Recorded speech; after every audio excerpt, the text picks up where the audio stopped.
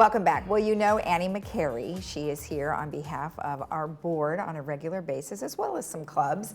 But today, she is here because she is a candidate for the Laguna Woods City Council. Well, welcome. Nice to see you again. Thank you. It's always nice to be here. We appreciate you coming in. Now, of course, you are here for something totally different, related to the woods, though, of course, because it's Laguna Woods City Council. Yeah. So before we get into what that position would entail, tell me a little bit about your background. Well, starting from the beginning, I was born in the South, and my parents lived on a farm, so I am 13 of 16 children. So I grew up and I left Alabama after graduating from high school. So I moved to California, moved to Laguna Woods, began serving the community, and I strive to continue to serve the community. I've been in a large group all of my life.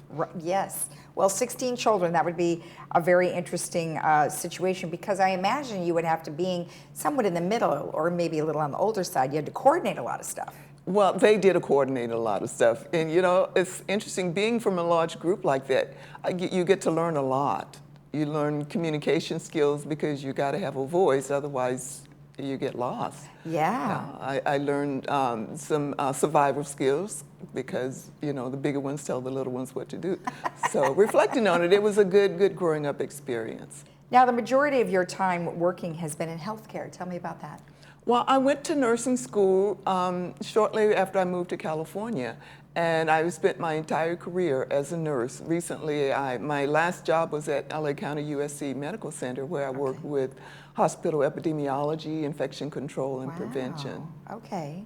And you were the first one in your family to receive a college degree, and it was in nurse practitioning. Yes, absolutely. And since then, some other members of the family have gone on, but sometimes, you know, it takes one to start the process. Yeah, no kidding. Now, you've also served on many boards here and worked with members in different committees. Tell me just a little bit about those. Well, the different committees serve different, focus on different areas of the community. Some of the committees that I've worked on are media and communication, which looks at how the boards communicate with residents. Let's see, another one is the Community Activities Committee, where we look at the different activities within the community, dealing with residents on a frequent basis, and setting some guidelines and some rules and regulations for existing in the community. Right, and then you also served on the third board, or you are serving on the third board as the first vice president. So, I mean, you have to do a lot of things as a first vice president. Absolutely. One of the first things is make sure that the president is always available. No. Yeah. But I step in whenever the president is not available. Sometimes even with the secretary, any of the duties that one of the other officers may not be able to perform, then as first vice president, I step up and on their behalf. Right. So that's a lot. I mean, that would pertain to the experience that you would have to be a city council member. I mean, versus someone who doesn't have any of that experience, right? Exactly. So what would be some of your priorities? I mean, beyond what are some of the things that you might do already in the community?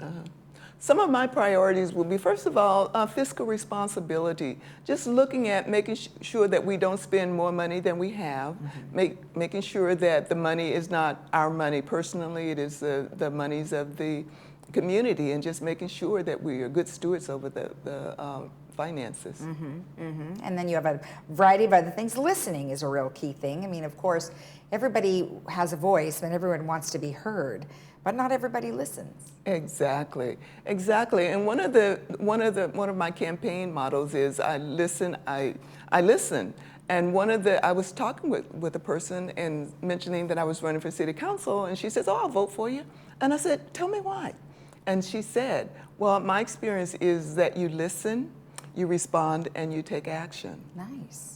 Okay, well, that's your slogan, I think. Absolutely. And then I know we've talked about your experience already. So one thing I did want to talk a little bit about is how you feel, you know, your experience and what you have done over the years really lends to the city council. Absolutely. And that's a really good point, because I live in the community, I am in the community, being on the committees and listening to the concerns of the people and working with board members to help get those issues resolved, Right. I think is absolutely the best experience going into city council, working with groups, small groups, large groups, working with existing organizations within the city, and of course working with the city council.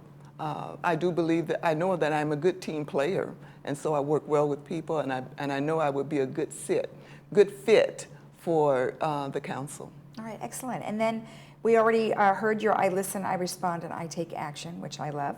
And then if you're elected, what are some things that you will do for the residents? Well, I will be visible. I will be transparent. I will hear their voices, and I will make sure that their voices are heard in the council. Great. Perfect. Of course, if anyone wants to get a hold of you, they can always send you an email. Absolutely. And that email is on the screen right now. So Right. excellent. It's AnnieMcCary7@gmail.com. Perfect. Well, good luck to you. Thank you. We'll Thank see you. you again. Yes. All right. And as we mentioned, you can get in touch with Annie McCary for City Council. If, of course, you have any questions or comments for her, you can email her at the email on your screen. We'll be right back.